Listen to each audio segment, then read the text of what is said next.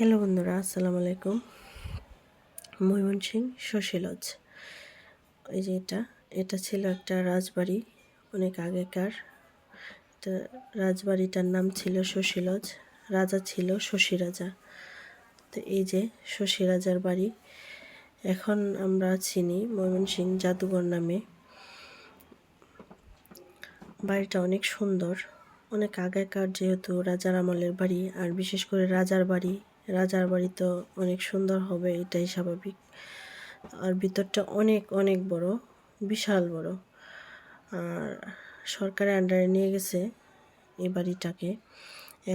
এখন আমরা টিকিট কেটে ঢুকতে হয় এই শশী রাজার বাড়িতে। 30 টাকা করে জন প্রতি টিকিট। সকাল 9টা থেকে বিকাল 5টা অবধি খোলা থাকে। এইটা হচ্ছে গেট, ঢোকার গেট। এই যে বাড়ি, দেখেন ঘরগুলা কত সুন্দর, কত বড়। যেহেতু রাজার বাড়ি, দেখছেন রাজার বাড়ি কত বড়।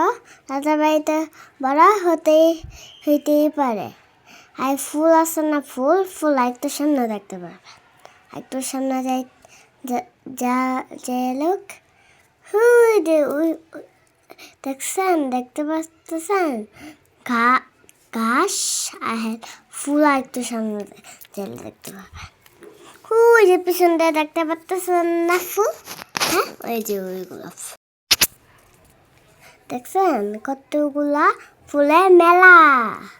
দেখছেন, আপনারা গেট দিয়ে ঢুকলে রাজার বাড়ি দেখতে পারবেন। দেখছেন ফুলের মেলা, কত ফুলের মেলা। কিন্তু ফুলের মেলা নাই, এগুলো ফুল। আর মেয়েরা, তাই বউরা, রাজায় তারা এখানে স্নান করে, এই যে গোসল করে এসে কাপড় চেঞ্জ করতো। আমাদের তো ছোট্ট বাথরুম। দেখছেন রাজারাই কত বড় বাথরুম, দেখছেন? হ্যাঁ, দেখছেন কত সুন্দর একটা ঘর রাজারাই। ঘরের মধ্যে ঢুকলেই এত সুন্দর জিনিস দেখতে পারবেন।